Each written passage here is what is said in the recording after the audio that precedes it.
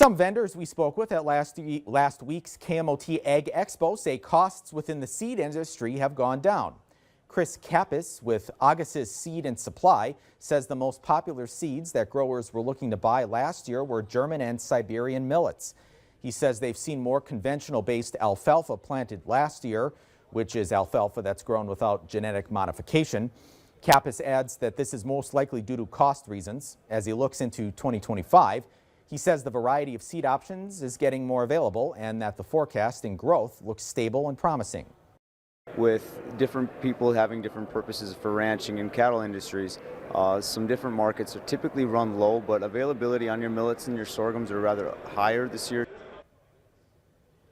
Augus's also has offered seed enhancements and forage harvest for the past 2 decades in the Midwest. We'll have their info on our website as well.